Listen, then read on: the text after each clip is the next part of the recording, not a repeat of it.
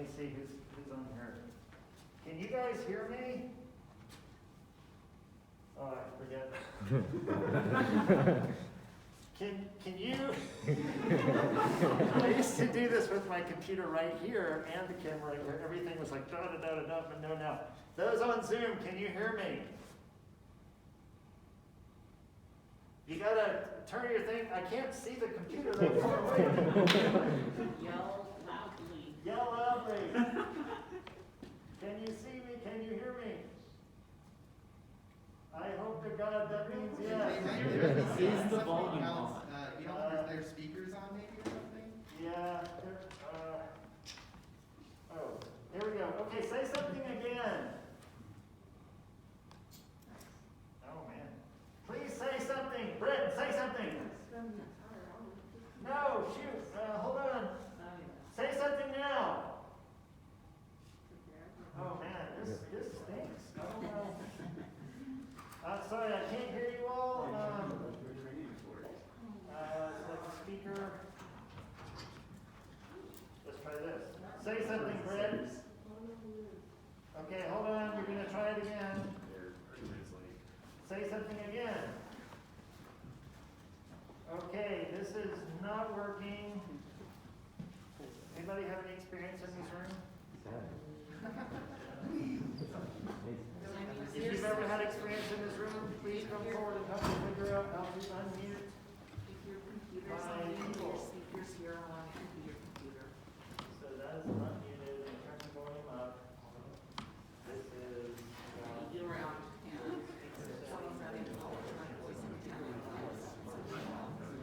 Sorry. It's like around your house.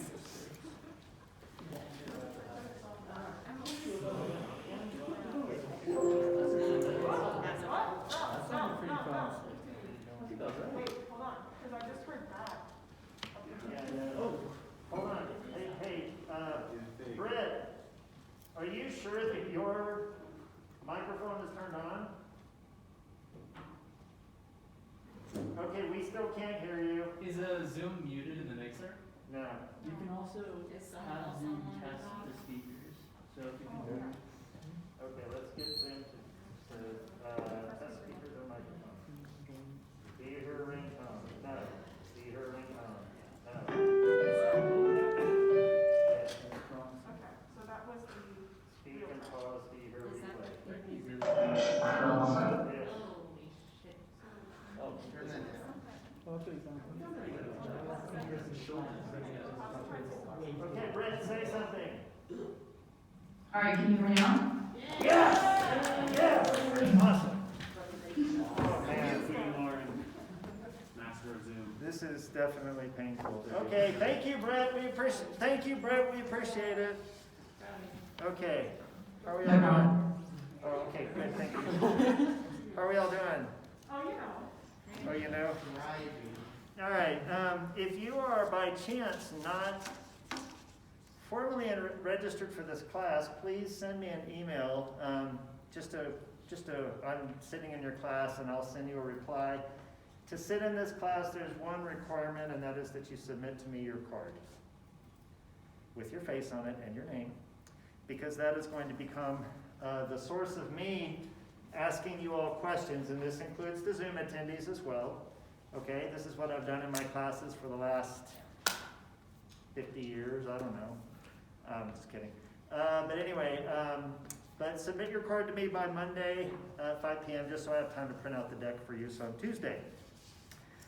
Okay, so hopefully, and I'll also send you, if you're not enrolled in the course, I'll send you the email with the course website and all of that stuff, just so that you have your handle on those resources.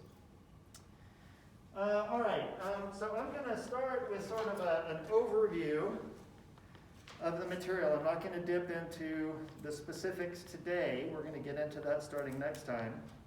But I just want to kind of give you a holistic view of what we're going to do in this course, all right? And I want to kind of tell you a story about, what is general relativity? Okay, after all, it's got that name, general. You know what relativity is, but what is general about general relativity? So I'm going to start, did you hit the red button? Oh, nice, awesome. You need to sit there every time and hit the red button. That's awesome. Okay, so why do I like GR? And it might take me a little bit to adjust to the handwriting, so my handwriting will improve.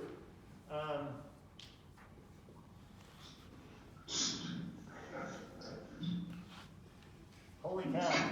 Okay, so if you're on Zoom and you don't have yourself muted, this entire room can hear everything. So you might want to mute yourself. Okay, unless you just want to share your thoughts with us, I don't know. At any rate. So why do I like general relativity, or GR is what we'll call it. So first of all, GR is it's really one of the brand new subjects that students learn sort of late in their learning career. Most of you are seniors, some of you are grad students, a few of you are juniors, and there might be an occasional sophomore in here, and yes, I've had a freshman take this class. But in general, students take and learn GR rather late in their education, but GR is not really building on any ideas that you've already seen. So you take electromagnetism your first or second year here, and then you take it again, and then you take it again, and you take it again. It just gets harder and harder, okay? Same with classical mechanics, same with quantum mechanics, stuff like that. But GR is this whole new boat of ideas, okay? It's kind of self-contained. And you get to approach it with this seasoned background of sort of understanding classical mechanics and electromagnetism and stuff like that, okay? So it's really a very interesting learning opportunity throughout the course of learning. That's if you're willing to take it. It's certainly not a required course. Another reason why I like taking GR is that GR raises and addresses some of the biggest questions in physics, okay? For example, at the end of this semester, we will apply Einstein's general relativity to the biggest system you can possibly imagine. And what is that? The entire universe. We will apply general relativity to everything. Okay? That's a subject called cosmology. Okay? And you can't do classical cosmology. It makes no sense. You have to use general relativity in order to get any reasonable answer for cosmology. It also talks to us about the nature of space-time. Space-time is one of those sort of fundamental ideas, degrees of freedom, that when you first learn about it, it's so simple that you really don't learn to appreciate it. But with general relativity, taking the nature of space-time and kind of bending it, doing weird things with it, you're going to have to stop and rethink, okay, what exactly does one mean when they say space-time? Okay, we're going to learn about the geometry of space-time and its impacts on things as they move through it. And then last but certainly not least, general relativity is 1/2 of the biggest problem facing physics. What's the other half? Quantum mechanics. Quantum mechanics, exactly. The problem is that if you put quantum mechanics and general relativity together, they do not get along. Okay? Taking normal general relativity and normal quantum mechanics or quantum field theory and trying to smash those together, they don't get along. Technically, we say that general relativity is a non-normalizable field theory, but that's irrelevant. There are some formulations that combine gravity or general relativity and quantum mechanics successfully, but they also come along with a lot of baggage, and that is, of course, the topic of string theory, okay? And I would talk about loop quantum gravity, but I just hate it. So string theory is really the only alternative out there. No, I'm just kidding. But I do love string theory. Okay, so that's why I like GR. And honestly, like, this is without a doubt my favorite course to teach, period. Okay? I know, it sounds kind of weird, but it is. I mean, I really do like teaching Physics 100. It's so technically advanced. Yeah, okay, anyway, all right. So what I want to do now is I want to answer the question, what does general mean in general relativity? Okay? Now, how many of you have heard of special relativity? How many of you are experts in special relativity? Yeah, okay. All right, so here's my question. General relativity is a generalization of special relativity, right? Heck no. What? What? Who says general relativity is a generalization of special relativity? I'm raising my hand, by the way. Who thinks it's not? Who doesn't know? Okay, well, let's answer the question. Let's answer the question. So what I'm going to do is I'm going to create a network of generalizations, and then we'll make an observation about them and figure out where in this framework general relativity sits. So I'm going to start by considering what we often refer to as correspondence principles. That is, it is the limit that you can take to go from a general description to a more limited description. Okay? So the examples are pretty straightforward. You all know most of them. So let's just start out with one of the simplest, the content of Physics 100, Newtonian Mechanics. Okay?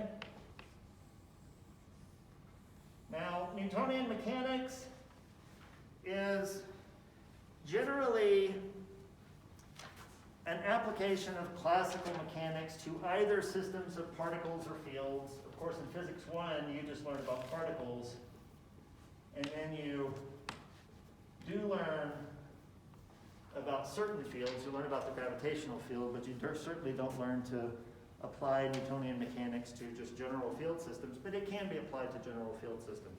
Okay? But this is perhaps the most limited description of things. Okay? We can do much better in terms of extending what we can cover with our physics than good old Newtonian mechanics. All right? So as you're all probably aware, so this is the most limited case. And I know it looks stupid me writing at the top of the board, but that's because I'm going to build something below it. All right. So now I know you're all familiar with two areas from which you can take a certain limit and get back to Newtonian mechanics. One is going to go here, and one is going to go here. It doesn't really matter which one I put where, okay? But can anybody tell me what branch of physics, upon taking the limit, reduces to Newtonian mechanics? Quantum. Quantum. I knew you'd all get quantum. Quantum's the easy one. Okay, so let's talk about quantum for a moment. So in particular, we can talk about non-relativistic quantum mechanics.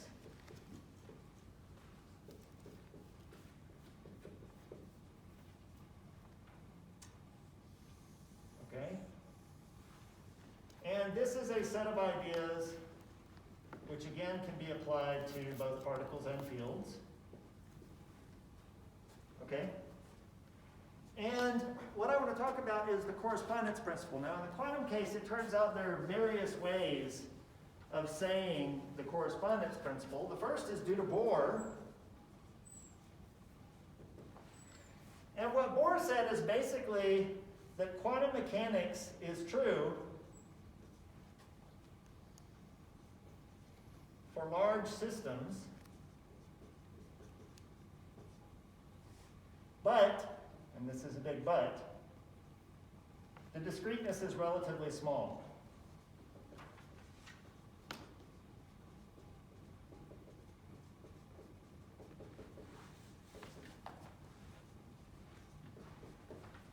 Okay, Zoomers, can you see anything that I'm writing on the board? I saw a thumb go up from way over here. In the future, and I forgot to do it today, and my deepest apologies, I will provide you with the notes in advance so that you can read over the notes if you can't read what's on the board. Okay? I forgot to do that today. No surprises. Okay, so let's look at an example of this Bohr correspondence principle. So let's talk about, of course, one of the most popular learning subjects in all of quantum mechanics, that is a simple harmonic oscillator. And one of the things we know is that the quantum mechanical energy levels of the simple harmonic oscillator take this form. N plus 1/2 h bar omega. Of course, the energy can also be expressed in terms of the parameters of the system as 1/2 m omega squared a, where m is, of course, the mass of the system, omega is the angular frequency, and a is the amplitude. And now all I want to do is I want to apply this quantum mechanical description of the simple harmonic oscillator to a really big one. Really, really big. By big, I mean let's take mass to be 1 kilogram. Let's take the frequency to be 1 hertz. And let's take the amplitude to be 1 meter. Because now I just multiply those numbers together and I can do that in my head. If I'd made this a 2, I'd have gotten the answer all wrong. I'm kidding. Anyway, you guys have got to laugh a little bit more. You're making me feel real dry up here. At any rate, here we go. If I do this, if I put all these in and set them equal to this, and then I set that energy equal to this energy, because these are the same expressions, I can solve this for n. Because I know what h bar is, I know what omega is, and I know what 1/2 is, I hope. So we can solve this for n. Anybody want to guess what n is? Big. It's about 4.7 times 10 to the 23rd. Okay? Holy crap. That's huge. Okay? And now I just want you to imagine trying to tell the difference between the level n equals 4.7 times 10 to the 23rd and the level n equals, well, I don't know how to say this. 4.7 times 10 to the 23rd plus 1. Yes, okay, good. That's actually the way I should say it. N prime equals n plus 1. Okay? I was actually trying to just spit out the number in scientific notation, but I couldn't do it. Anyway, yeah, if you take the difference in these, which is how you would calculate the discreteness of the energy levels, and then you divide it by the total energy, you basically get 0. By applying quantum mechanics to such large systems, the discreteness, which is usually one of the trademarks of quantum mechanics, the discreteness just kind of washes away, everything becomes continuous. Okay? Now, there are other ways of stating the correspondence principle. There is the statistical method, and the statistical method comes from saying that classical behavior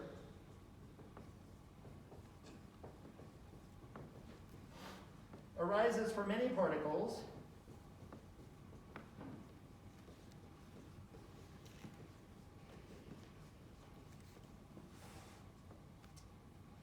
excuse me, due to a lack of wave function coherence.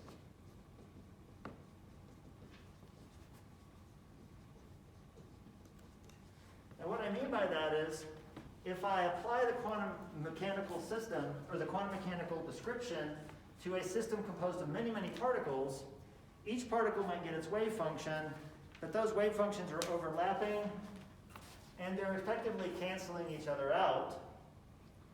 So, generally speaking, if you apply quantum mechanics to a large number of particles, you get this decoherence, okay, from the interference of their wave functions. However, that is not necessarily true if you get things really damn cold. If you get things really damn cold, then you can get every particle in your system into the exact same state, in which case they all have the same wave function. Anybody know what that's called? Bose-Einstein Condensate? That's a Bose-Einstein Condensate, and those have been made, and they actually describe sort of macroscopic quantum mechanical systems. So this correspondence principle, it's typically pretty accurate, but it has its exceptions. And then there's one more correspondence principle, and this is the path integral. And this is my favorite. My approach to quantum theory in general is path integral. Many of you might not know about it, but that's okay, don't worry. And I'm sorry I'm cramming all of this together, but I got to get something below it down here. So, at any rate, for a path integral approach, what we have is that paths are weighted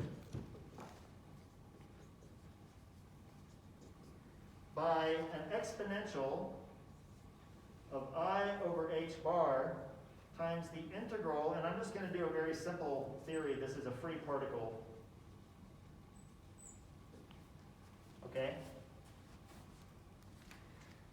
Where this is basically just the Lagrangian of a free particle system. There's no interaction, so you just have the kinetic energy 1/2 mv squared.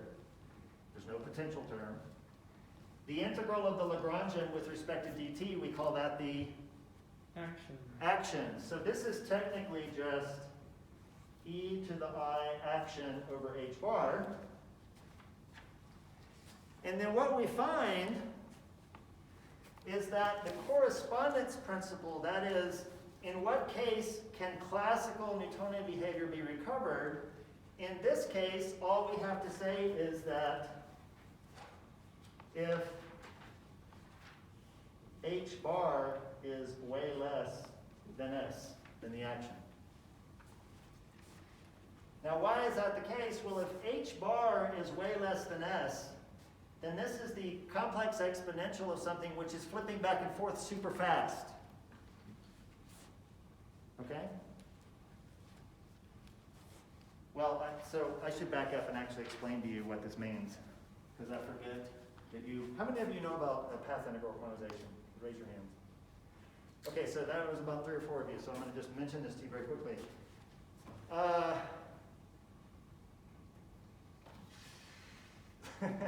Path integral quantization. So one way to talk about path integral quantization is simply to say, if a particle is moving from here to here, classically it takes one trajectory. Okay, depending on what fields are acting on it or whatever. Okay, so this is the classical answer to what's the particle going to do. Quantum mechanically, what we say is the particle goes from here to here, but it does not necessarily go from there to there by way of a single path. It rather takes samples of all paths. And so determining the likelihood that the particle will actually move from here to here involves summing over all of the possible ways that the particle can get from point A to point B. This is called the path integral. It's the sum over all of these paths. But each of those paths, when you're adding them, each path comes with a factor of this exponential. Okay? Where this quantity right here gives you a different value for different paths. Okay, I mean, think about it. If you're going from here to here, then that might take a certain amount of time and might require a certain velocity. If you want to go this way and get there at the same amount of time, this requires a faster speed. So that's going to require a different value here, such that it'll give you a different action. Okay? That's all I want to explain there. But the point is, if the action is much larger than h bar, then this thing will actually rapidly fluctuate, and what we discover is that two paths that are very close to the actual classical path will cancel each other out in the sum. Okay? However, the actual classical path, okay, has no other path with which it can cancel. And that is because the classical path is sitting at the extremum. So this path can cancel this path, roughly because they're at the same height, where height is a very loaded word. And this path can cancel this path, and this path can cancel this path. But the paths at the top have nothing to cancel them. So when the limit is s is larger than h bar, this is the only path that survives. Therefore, this is the classical behavior of the system. Now, how many of you have taken intermediate mechanics? What did I just say? Things with least action like to happen. I just said that if you want to know the classical behavior of a system, then you want the principle of least action to be satisfied. That is, you want the derivative of the action to be 0, which you can reduce to Euler-Lagrange equations. Okay, the Lagrangian approach. Because this thing is basically built out of the Lagrangian. Okay, so don't worry if you're not getting this. This is not really that important for this class. I'm just trying to give you a framework here. Okay, So this is 3 versions of the correspondence principle, going from quantum mechanics to Newtonian mechanics. All right? Generally, I would say that we could call this S is much bigger than H bar. All right? Now, there is an alternative thing where you can use to describe stuff which itself has its own limiting correspondence to Newtonian mechanics, and that is SR. special relativity. Okay? And he called it SR, that's fine. Special relativity. So over here, we're going to talk about special relativity.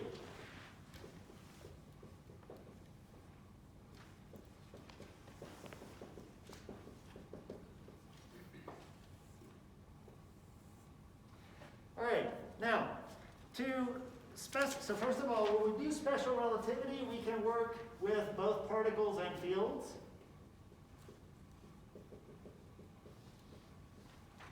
Okay? And if you're confused about what's particles and what's fields, just think of electromagnetism, right? An electron is a particle, but the electric field is a field.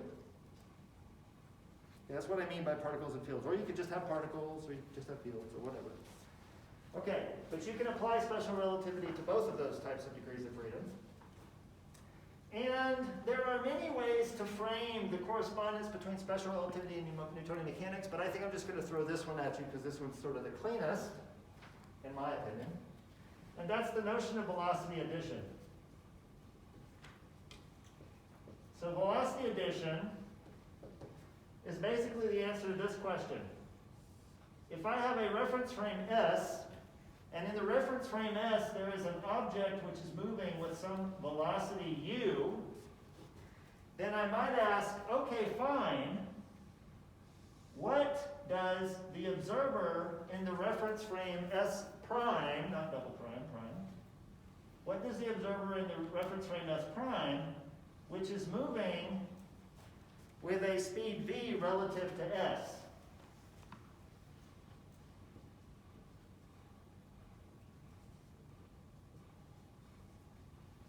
Okay, so what speed does an observer standing in this frame see compared to what the observer in this frame sees? Right? And you might or might not remember the answer, that's fine. So in the frame S prime, then we have u prime is the velocity of the frame plus the velocity in the original frame divided by 1 plus vu over c squared. Okay?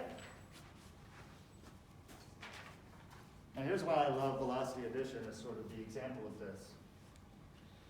This keeps, or this provides, some of the most interesting aspects of special relativity. For example, what do I need to have happen so that this observer sees this thing moving with the speed c?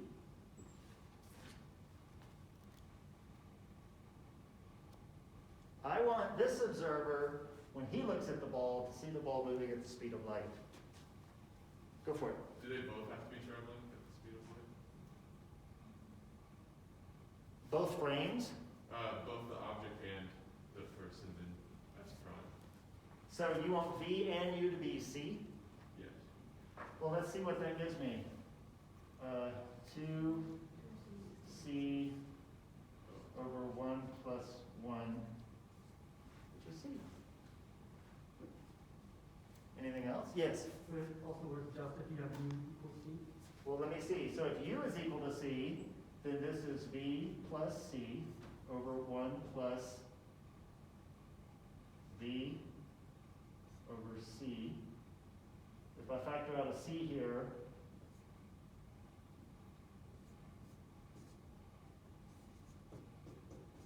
yeah.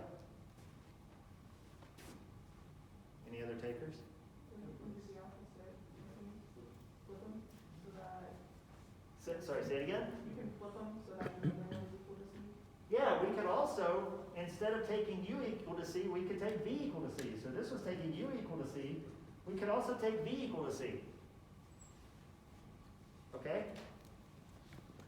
So this is just a reflection of the fact that the speed of light, it is a hard limit. There's nothing you can do. You know, you might have thought, if this was moving with a speed u, and I move with respect to this frame at a speed c, then I might see this thing moving faster than the speed of light. Because it's going to have my velocity plus this. Nope. I'm going to see it move at c. Okay? In fact, I can take this frame, or I can take the velocity of this and the velocity of me. We can both be c. You might think the answer would be 2c. Nope, it's c. Okay? Now, what in this story constitutes the limit back to Newtonian mechanics? What do we need to be true in order for the Newtonian mechanical description to be accurate? Ross, we're going to let him answer it. V and U be relatively small compared to C?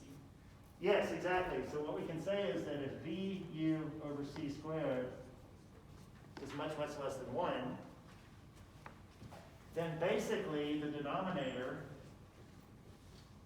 becomes the number 1 because this is 0. And now we just have Galilean relativity. Galilean relativity, which is part of the Newtonian mechanics story, just says if there's a ball that's moving and I'm moving with some velocity v, then I just add the two velocities together. Okay, so that's the old way of doing velocity addition before Einstein came along and made it more difficult / more beautiful. Okay? So what we can say is that the correspondence here is that we have slow speeds compared to c. Okay? All right. So I have these two things, both of which have a sort of limit or a correspondence principle, a dial I can twist, which carries me back to Newtonian mechanics.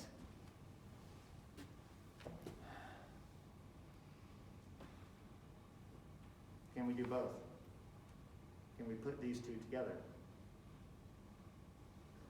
What do you call it? Quantum field theory. Yes, Ross, but Josh had a funnier answer. He said quift. Quift, yes, it's quift. Quift is the answer. So, I'll throw, well here, I'll just erase this because we need some room. So quift, which is quantum field theory,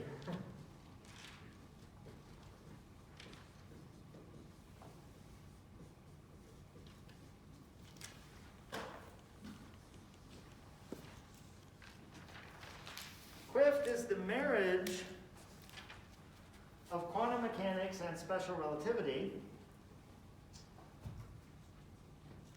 But what's significant in its difference is that it has no particles. Quift is just a field theory. Okay? Now, believe it or not, we're actually going to learn a bit about fields in this class because it turns out general relativity is largely a field theory, although you can throw particles in there. But you might ask, why can't you just take fast-moving things and quantize them? Like, what's the problem? Why do you have to introduce this new concept of field theory? Okay? And it turns out that quantum mechanics gives us a particularly important idea. Special relativity gives us a particularly important idea. And those two ideas taken together in sort of a simple manner, they don't coordinate with each other.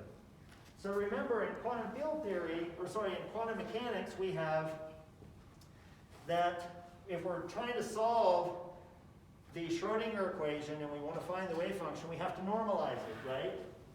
So quantum mechanics needs normalization. So, you know, if you're working with a single particle and you want to find its wave function, you want the integral of the wave function over all of space to be equal to 1. And that just says the particle exists, right? And then you can take a subspace and da-da-da-da-da, okay? But that normalization is a very critical and important part of the non-relativistic quantum mechanical story, okay?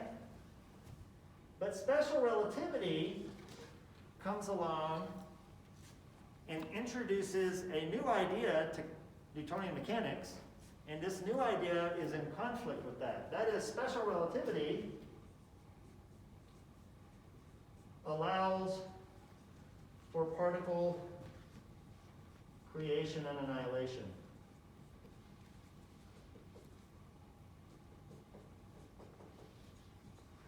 Okay?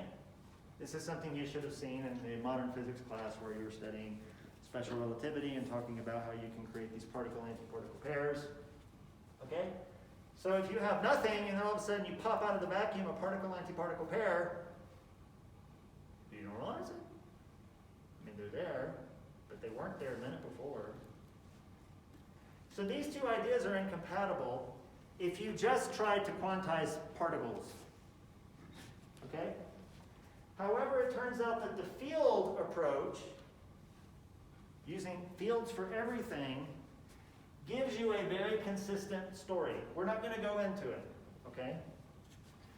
Now, there are ways to put these two things together successfully using particles, but it turns out that those are very limited in their applicability, okay? That's called perturbative relativistic quantum theory. That's not even good because it doesn't cover certain phenomena which we know exist in the universe. For example, the Higgs mechanism is a non-perturbative effect, and that can only be described accurately if you're using a quantum field theory description.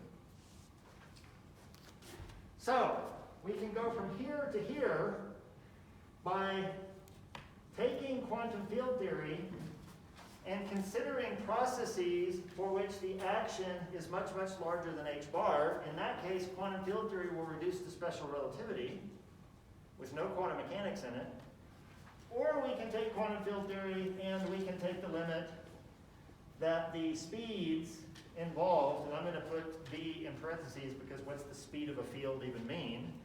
But with the speeds being smaller than c, then quantum field theory will reduce to ordinary quantum mechanics, okay, including particle-like behavior. So, this is a closed circuit of correspondence principles. Where's GR? Is it in there? Did you draw that? No, Okay. I was already here. I know why you're not enrolled in this course, but I'm going to show everyone why you're not enrolled in this course. Because you can't go through another semester of what you went through last semester. Okay. It was pretty difficult. I will show you all. Okay. Do you have that poster next to your wall, by the way? It's in my office. Okay. Yeah, it's The yeah. poster or the posters? Posters. Oh, yeah. Thinking about wallpapering my office with it. Yeah. For But me, it's it was double-sided. one poster. It's double-sided. At any rate, I'll show you all in one time. Okay, now here's the observation that I would like to make, which is honestly, to be completely and truthful with you, this is an observation that most physicists don't make. There are people in our department, faculty in our department, who've never really appreciated this. But if you study string theory is just it's an amalgamation of lots and lots of different approaches and topics and this and that and the other. If you do that and you don't just get pegged into your little research field where all you think about is your ideas, if you kind of wander around in the space of physics, you'll realize that these things are in general what are called frameworks.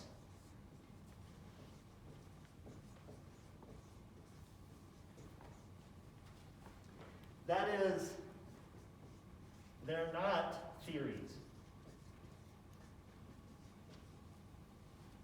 Okay? And may ask the question, well, okay, what the hell is a theory? What is a theory? What do you think constitutes a theory?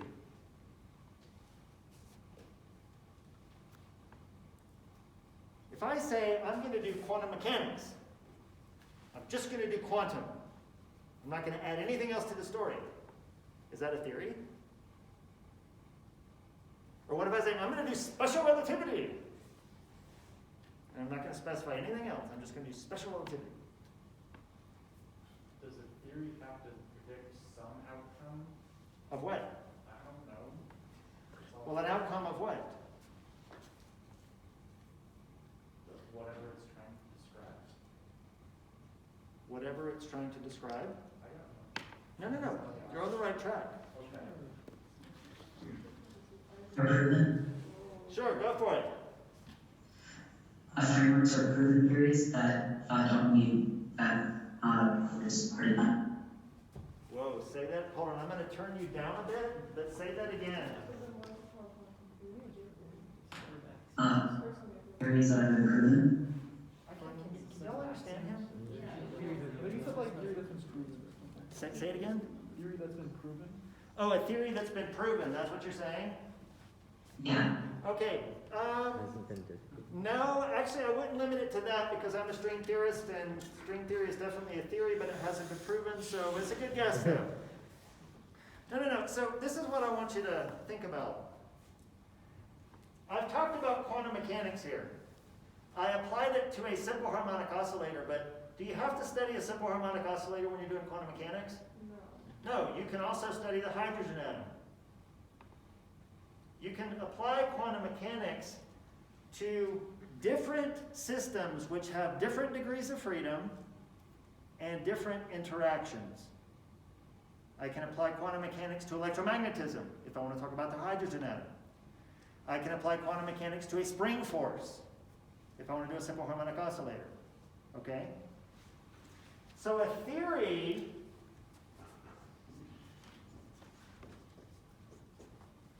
is, first of all, degrees of freedom.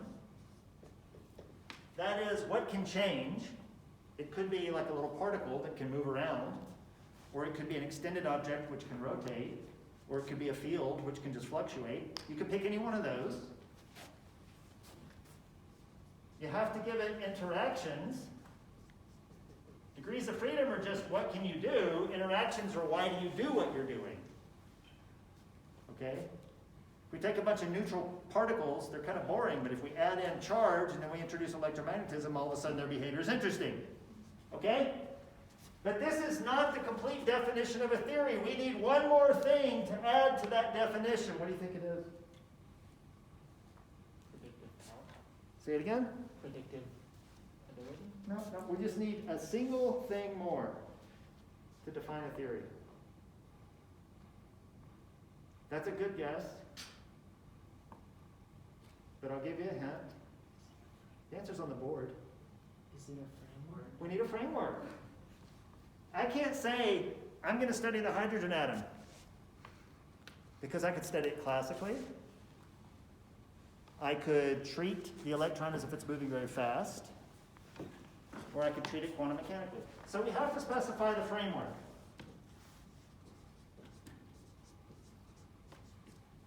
Okay? Why the hell am I saying this?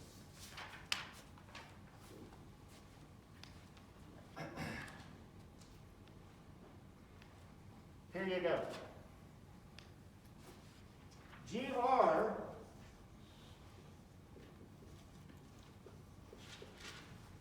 is not a framework.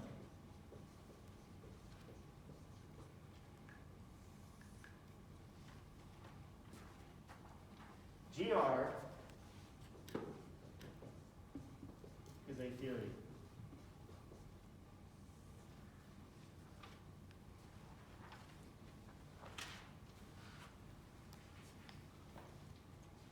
General relativity is a theory of gravitation, which is an obvious statement to you all. You all know that.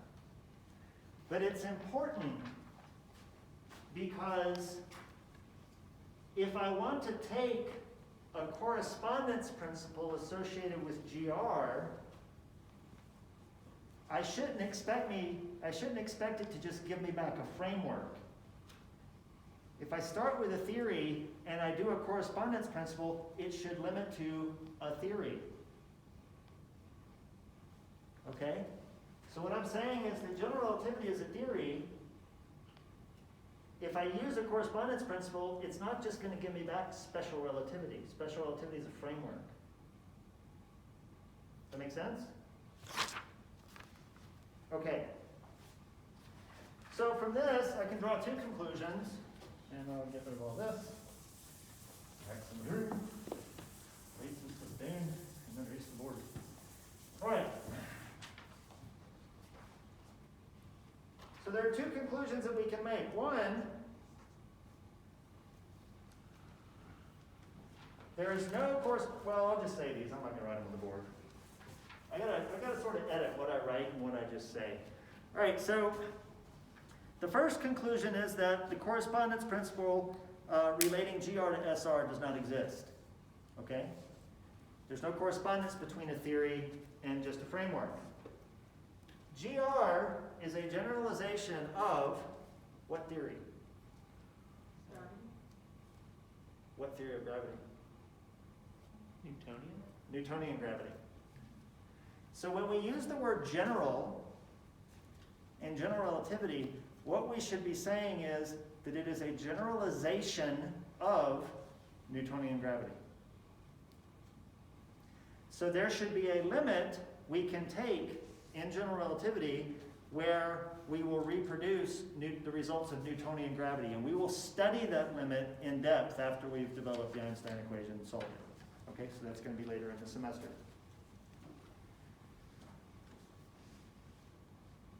Okay, so, all right, no, hold on. Wait a minute. It's stupid. It's called general relativity and it's called special relativity. They've got to be related to each other. Right? They're both relativities. Quantum field theory is labeled as a theory, but according to your definition, it's a framework, so. Quantum field theory? Yeah. Well, okay, yeah, that's, sorry, I wish you had verbalized that earlier, because quantum field theory is not technically a theory. I agree with you by this definition. And that's why I'm saying there are many physicists who won't appreciate this. That's why they use the word quantum field theory, even though it's a framework. Okay? Quantum field theory can be applied to many different degrees of freedom, many different interactions. So it's not technically a theory, it's a framework. But they call it quantum field theory. I don't know why. But at any rate, both general relativity and special relativity have the word relativity in it. So they have to be related in some way. Okay? Does anyone have any idea how special relativity and general relativity are related?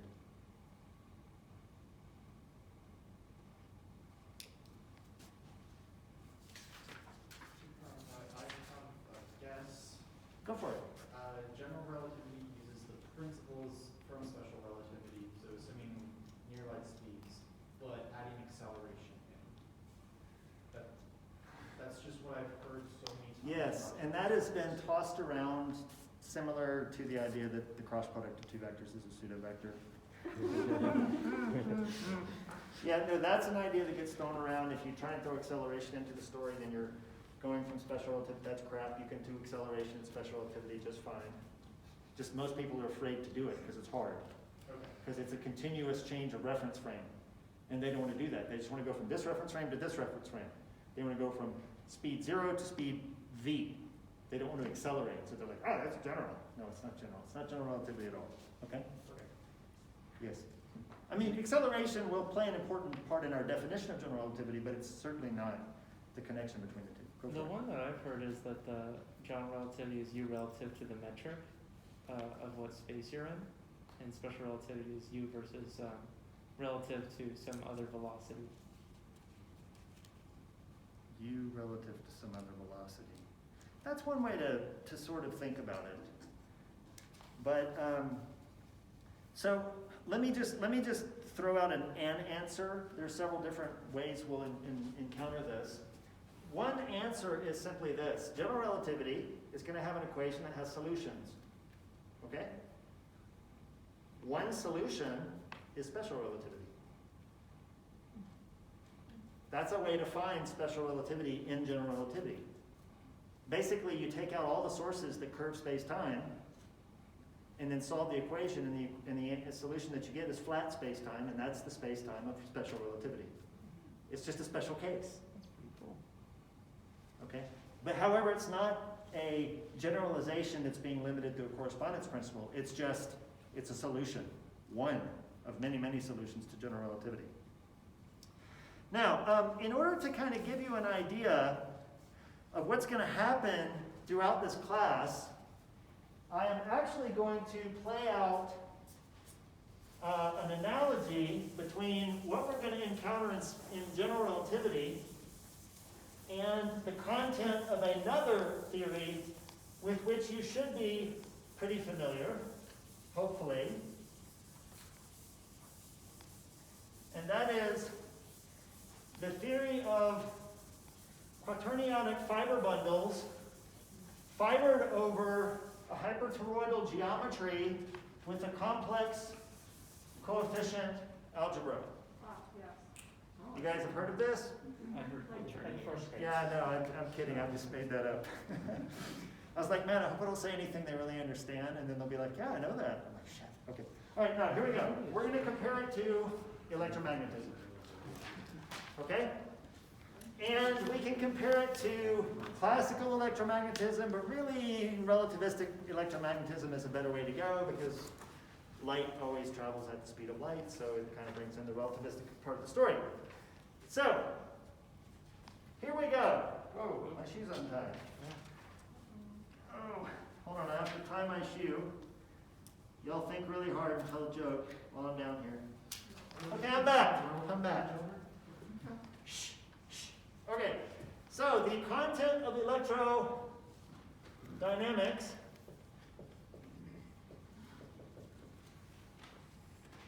is as follows. First of all, we have these equations. Jeez. Oh, man.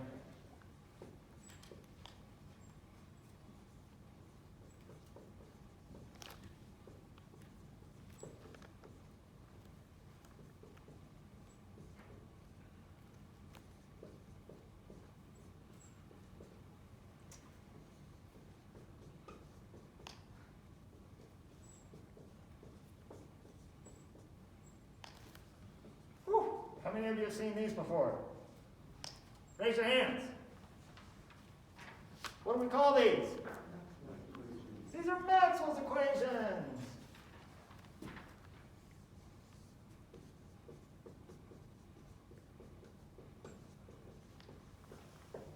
Okay? These are the equations of motion of the electric and magnetic field, right? If I gave you the Lagrangian that governs the electric and magnetic field as degrees of freedom, and you write down the Euler-Lagrange equations corresponding to that Lagrangian, you'll get all four of these, right? That's a bold assumption on your part that I could do this. No, I'm not saying that you can necessarily do it, but I'm just saying these are the equations of motion, right? Wrong. Did anyone point that out to you? No, You've taken many electromagnetism courses, right? unfortunately. You have. So you should understand that you can write down a Lagrangian, and then using the Euler-Lagrange equations, you should be able to get out the equations of motion, which are these, right? No. If you apply the Euler-Lagrange equations to the electromagnetic Lagrangian, and it's okay if you guys haven't seen it, we're not going to study it in this course, and don't worry, I just want to make these points to you, though. You will get these two.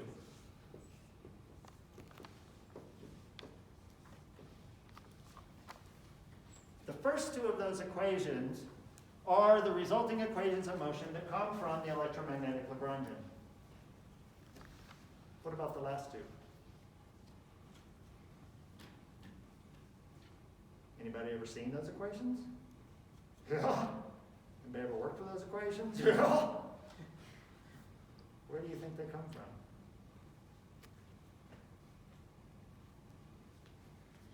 These constitute what is often called the Bianchi identity. And the Bianchi identity is actually a statement about the underlying electromagnetic geometry. And I'm not talking about the geometry of space-time by itself, but rather the geometry of the electric and magnetic fields over space-time. So if we imagine space-time, and then at each point we give a little blade of grass that is the electric field value and another blade of grass which is the magnetic field value, we take that field of grass and that has a volumetric geometry more so than just the space-time upon which it's born. This is a statement about that geometry. And you can change that to change the story. In fact, if you want to introduce the idea of magnetic monopoles, which is obviously going to change the right-hand side of this, then you alter the underlying electromagnetic geometry. However, in most electromagnetic calculations, you take that geometry to be trivial. Okay? Many faculty in physics don't appreciate that difference. If I ask them, where do you get Maxwell's equations? They say, oh, you get it from the electromagnetic Lagrangian. That's wrong. Okay? Now, what do these equations tell us? What do these equations tell us? So there's unknowns in here. So when you're working with these equations, how do you typically approach them? You provide sources and you solve these for the fields. That's the usual approach. Okay? So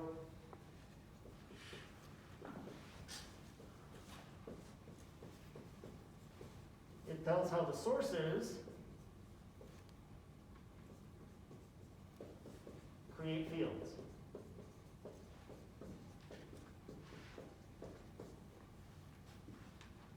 Okay? With some topological constraints. Is this all of electrodynamics? Is that it? Say it again? Well, you're shaking your head, and that's the right answer. No, this isn't all of it. After all, if I say I stick an electron between the plates of a capacitor, what's the electron going to do? Are those equations going to tell you? No, they're not going to tell you. What do you need added to this story in order to figure out how these fields influence the behavior of particles, for example? Say it again? Well, no. We don't even. We can do this in a non-quantum context. Context? Say it again. Context? Context. No, actually, there's an ingredient to the electrodynamic story which you can apply to any context. It's just I haven't written it up there yet, folks. Come on. What's the other equation that you learned in electrodynamics? I have an E, I have a B, I have a particle. The force thing. The force thing, what's the force thing?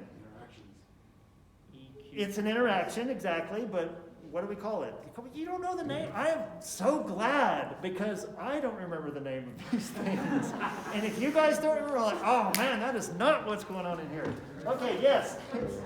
Sorry, there's an important reason. There's an important reason. The Lorentz force law, thank you. There's a very important reason why I have to get this on the board. You'll see in just a moment. But yes, so we have F. So funny. The electromagnetic force is given by the charge times E plus V cross B, where V is the velocity with which the particle is propagating. This is, of course, the Lorentz force law. This tells me the force on a particle because of the presence of E and B, but what do I want to do with this force if I want to describe the motion of the particle? Equals MA. Yes, Newton's second law.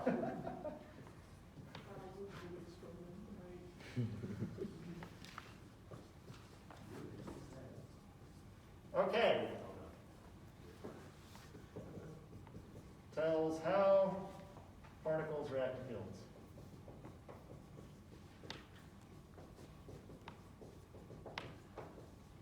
Okay? Now, this is a breakdown of electrodynamics into a background and then test particles. If you think about this story for a moment, you know it's crap. Because if this particle has a charge, this particle is also creating electric and magnetic fields. This particle is part of this and this. So you can't just take these equations and solve them and then stick this in there and get the answer for how the particle behaves in the solution to this. Unless these sources are huge compared to this. If these sources are hella huge, then this is barely going to change the electric and magnetic field created by them. And so the approach we can take is we can say, I'm going to solve this for the electric and magnetic field due to the sources, and then I'm going to assume that it's fixed here and study the dynamics of this. That is an approximation, but it's one that's most often used. It's not one that has to be used. Okay? You can actually let everything interact and figure out solutions in special contexts there. It's just not the way you usually use electrodynamics. Okay? Does everybody appreciate that difference? Okay. What about general relativity?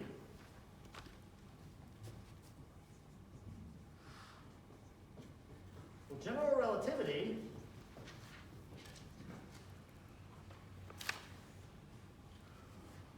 first of all has Einstein's equations.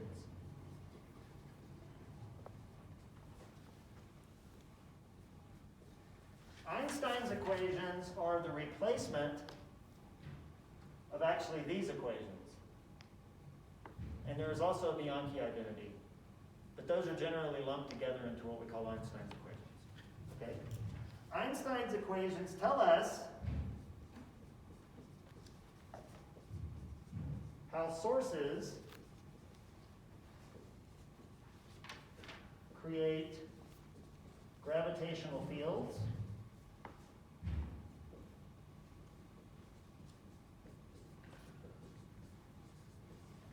/ curvature. Okay? This is exactly half the story.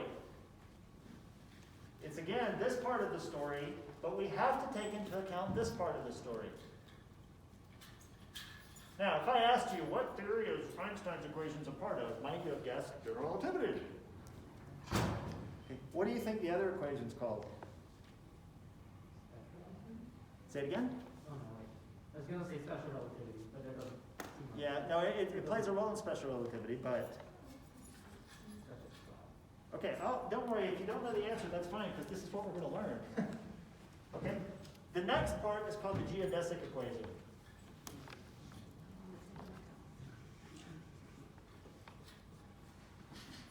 The geodesic equation tells us how a test particle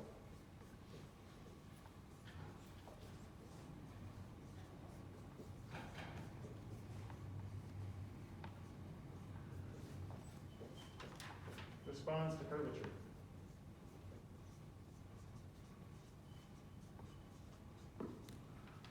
Okay?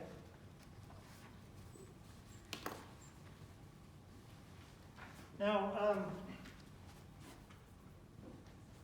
so I'm just trying to give you the ideas behind describing one theory with which you're familiar,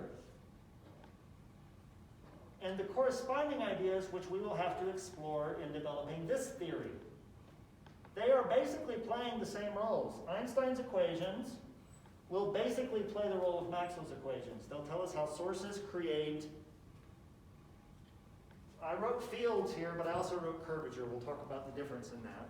Okay? And then once you've got that, then if you want to know how does that influence the behavior of a test particle, then we have to look at the geodesic equation. This is playing the role of both of these. Okay, and we're going to develop these in detail throughout the course. Now, I wrote field here, gravitational field. Does general relativity have a gravitational field? There's curvature. And I mean, in Newtonian gravity, you have the gravitational field, which means your space-time is fixed, and you have this gravity field, and the configuration of the gravitational field, it influences the behavior of particles as they move. So does general relativity give us a gravitational field over flat space? No, it gives us curved space. So what the hell is a gravitational field? So there is a gravitational field in general relativity. It's just not at all the role of the gravitational field in Newtonian mechanics. The field in general relativity, and we won't call it the gravitational field because we don't ever want to make that mistake. The field in general relativity, which you're solving Einstein's equations for, is a field theory way of specifying the geometry. And that's called the metric field. Okay? The metric field is the primary thing with which we're using Einstein's equations to solve. You give me some sources, I solve Einstein's equations, I get the metric field. That metric field encodes the curvature of the geometry. Once I have the metric field, I plug it into the geodesic equation with some boundary conditions, and that will tell me the behavior of a particle in that geometry. Okay? If you're not comfortable with the notion of a metric field, or if you've heard a little bit about it, don't worry, we're going to fully develop it over the next few weeks. Okay, so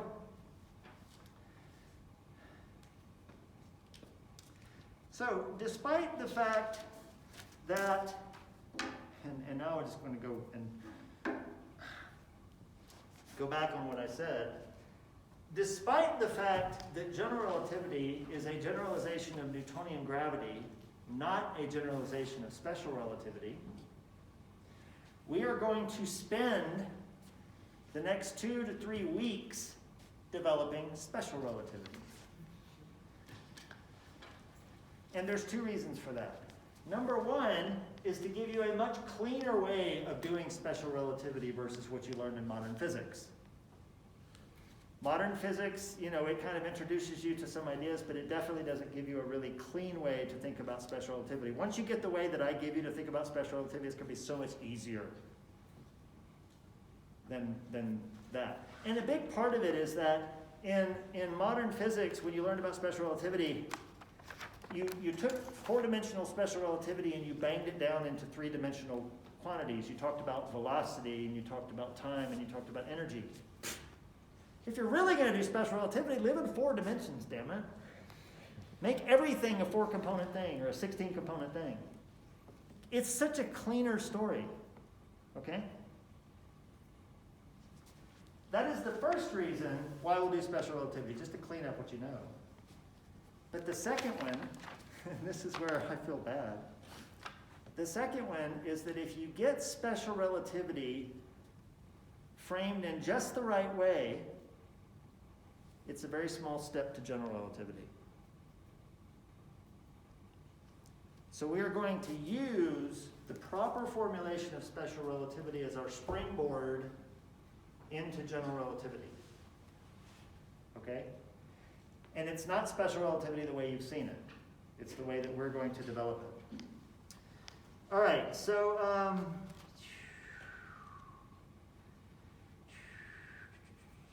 okay, so let me kind of give you an idea of what's going to happen throughout the course, and then we'll go ahead and head out.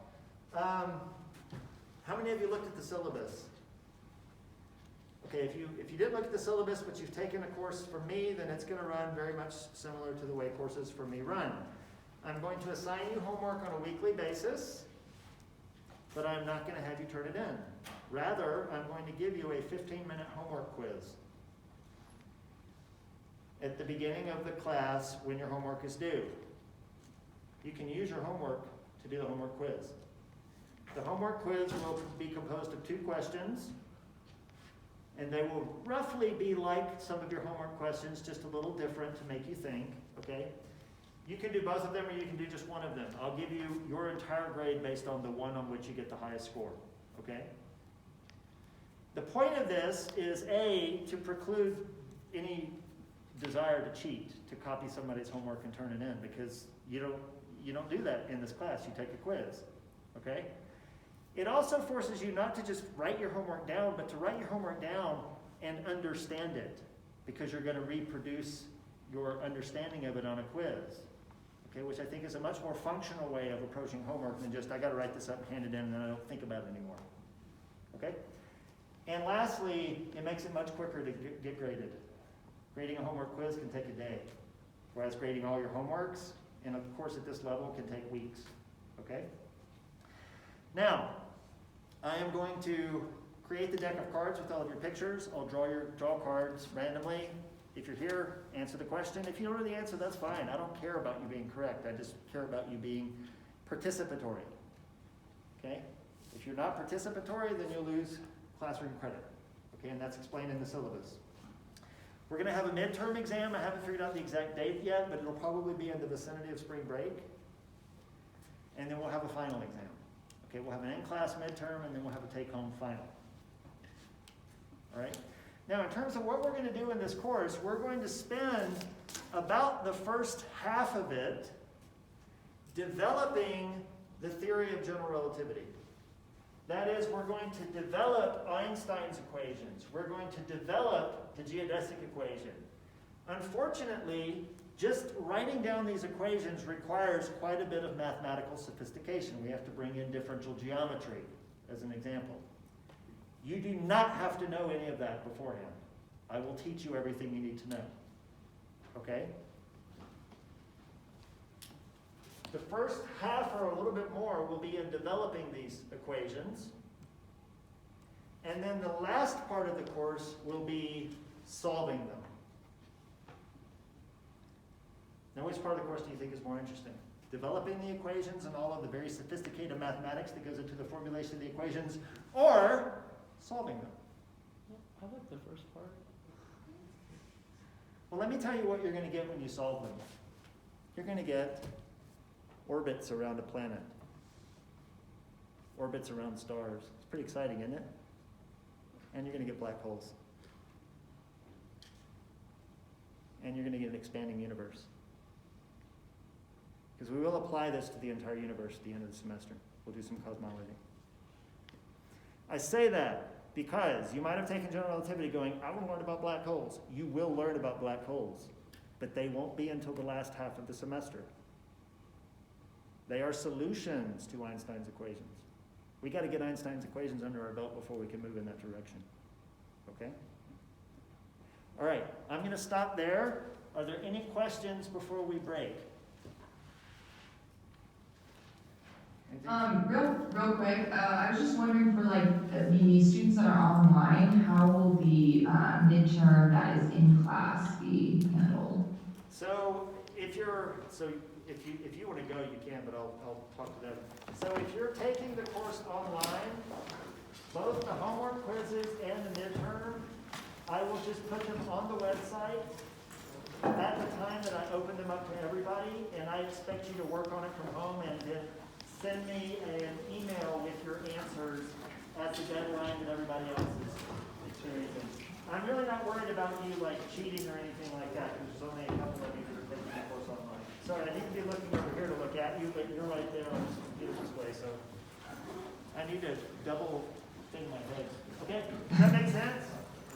Yep, yeah, that makes sense. Thank you. You should be very comfortable with my examination procedure after our first homework quiz, because that's basically how the midterm is going to work. Other questions? Okay, all right. I'll see you all Thursday.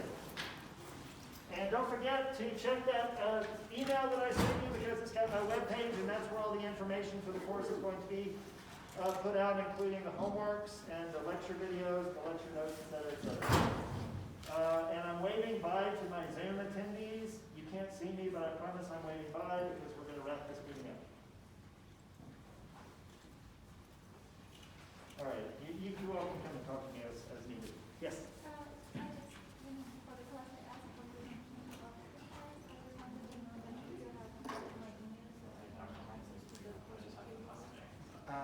You sent the email when? Oh, just before the class. Okay, so what I'll do is, I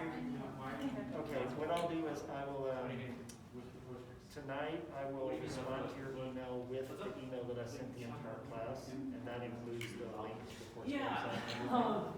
And You'll find out. the only thing that I ask is you send me a picture I'll give you a of you, and you can have a mask on or whatever, it doesn't matter.